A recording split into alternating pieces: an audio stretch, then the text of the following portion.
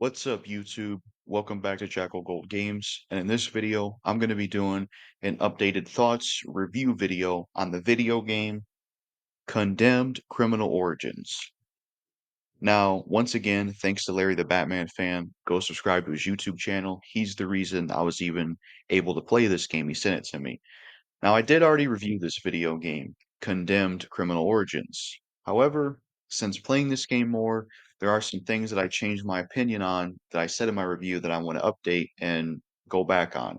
Two of the things I said in my review of this game as negatives was the story and character. Since then, I've changed my stance on those two things. So I've done everything in this game now. I've got all the achievements for it.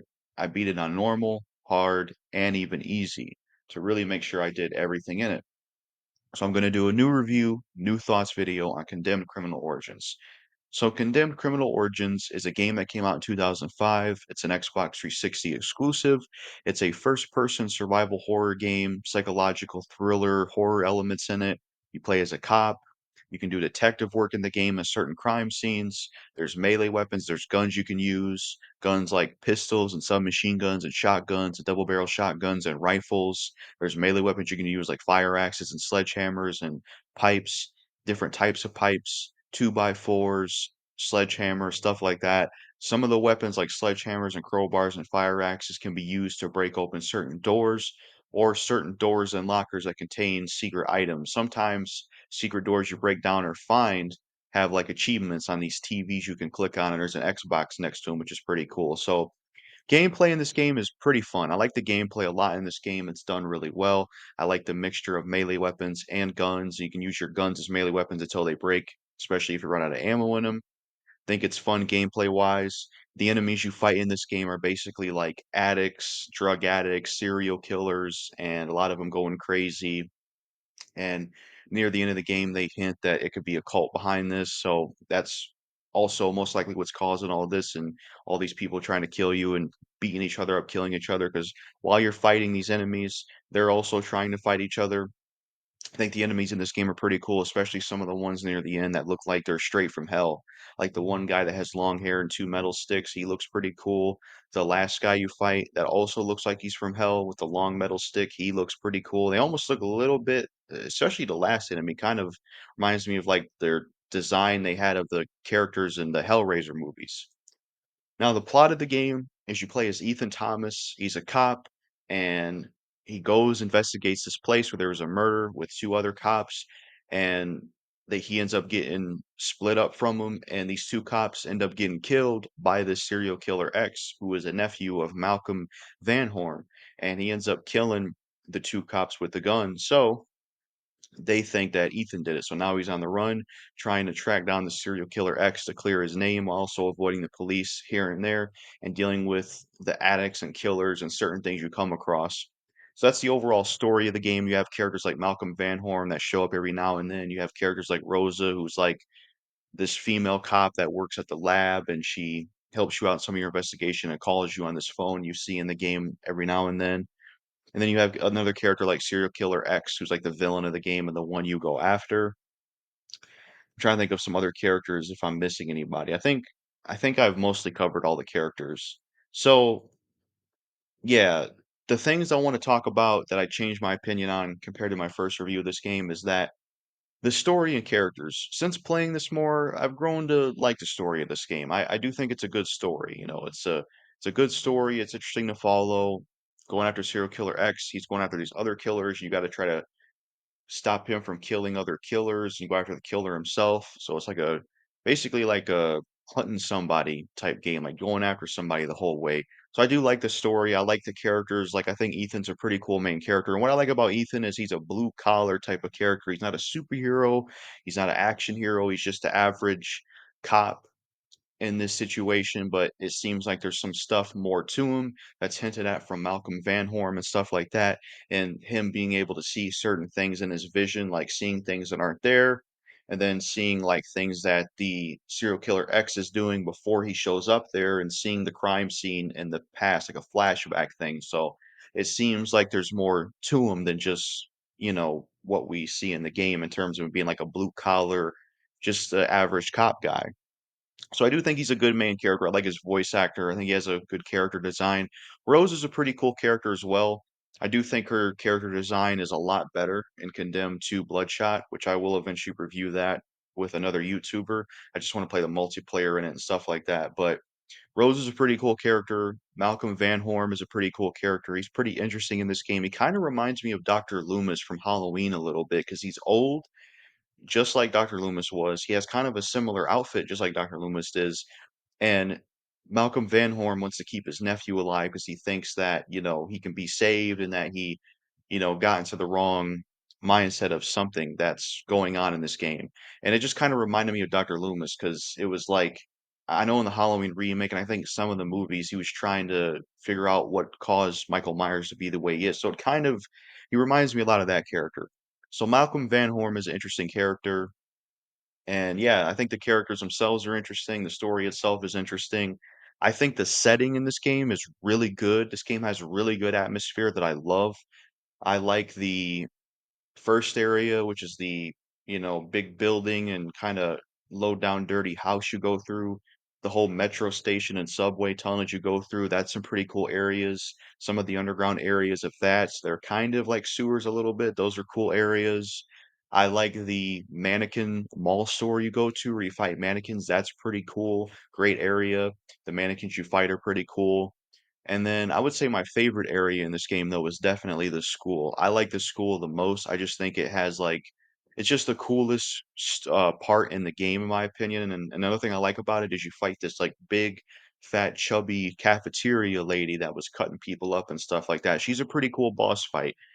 She's a cool part of that area. And I like how when you kill her, you can get her meat cleaver. It's pretty cool.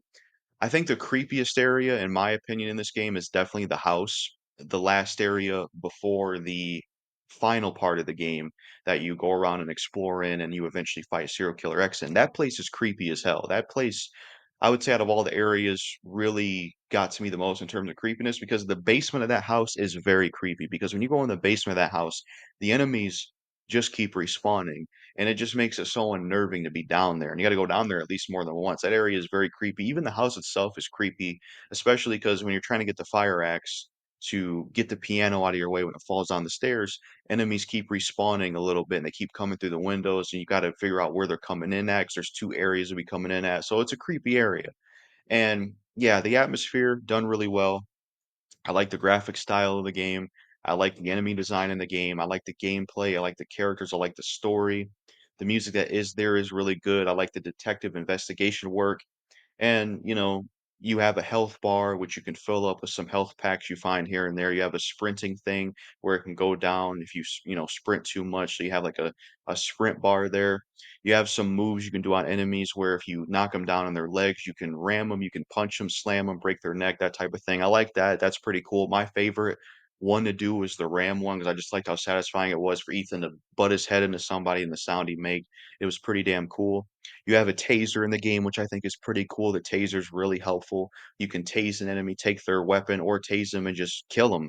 So I like the taser aspect because, to my knowledge, there isn't too many video games that have a taser. And, this video game Condemned Criminal Origins, another thing I like about it is I like the simplicity of it. I really like the simplicity of this game where it's just you have melee weapons, you have guns you can use, you have a taser, and you have some moves you can do, and you can kick as well. That's another thing you can do. You can kick enemies and I just like the simplicity of that, the simplicity of the story and the atmosphere and areas being closed off mostly. And I just really like the simplicity of this game. So, yeah, updated reviews and thoughts on Condemned Criminal Origins. I think this is a really good game. I would call it a survival horror classic, honestly. I would, because it's a quality survival horror game, because it's a fun game to play. It's got an interesting story, it's got a good main character, and it's got fun gameplay, and it's simplified and fun and great atmosphere, great graphic style. It's just a really good game, and it's a good survival horror game done well. And I think this is an underrated game. More people should play it. I think more people should definitely know about it. And I changed my mind on the story and characters. I actually think it's good the more that I played it. And it's not that difficult or long of a game to complete. Getting all the achievements in it, getting all the collectibles, because there is collectibles in this game. You can pick up like dead birds, metal pieces, and there's an achievement for beating the game only with melee weapons and stuff like that. So that stuff wasn't that difficult to do. It was cool to get all the achievements, and you get a lot of gamer score for the achievements in here. Some of them, like I mentioned, were clicking on certain TVs that have an Xbox to them, which is cool. The only thing I will say in terms of a critique for this game, and I did forget to mention this in my original review, is there's a small game crash moment that happens in here. It happened to me twice, and it's very annoying. So, I think this is the second stage of the game when you go into the metro station. When you're going into the elevator, like before you go into the elevator and you got to break down like three doors with a fire axe, there is a TV. I forgot which achievement it is, but it's the one where the guy runs the TV, runs away. And like two times in two different playthroughs, when I hit on that TV and get the achievement, my game froze. It did that two times. I don't know why it did that. It was very annoying the first time because I didn't quite understand how the save system worked in this game, so I had to redo the entire level. So, I mean, you can have some type of save system. You basically have a save checkpoint, so your progress is saved somewhat, but I was somewhat lost at first in how the save system worked. But that was annoying, that game crash thing, but other than that, I think it's a solid game. I definitely recommend it. If you like survival horror games, if you like Resident Evil and Silent Hill, then I think this is worth playing. I like it a lot. It's a shame that the sequel wasn't as good as this or even better, which I'll get to in my eventual review of it. I'll probably do a separate video about why this should get a remake. So, and then one more thing I'll say about Condemned Criminal Origins actually is I suppose stuff I caught that I didn't mention in my first review is that it seems like they mentioned near the end that a cult was behind all this, and that's most likely what those enemies were that you faced. The one guy with the two metal sticks and long hair, then the one guy you fought at the end, that maybe they had something to do with the cult. But to me, I guess the vibe I got is that these are things from hell. This has to do with the devil and stuff. I don't know. I don't know if it's that or if it's cult, but that's what I think of that. And yeah, they said it was a cult, so it could be what it was. So yeah, that's what I came to find out in the story looking back at it. So yeah. And that's it for my review of the video game Condemned Criminal Origins. That's all I got to say about this game in this updated review thoughts video. Let me know what you think of this game in the comments if you played it, and peace out.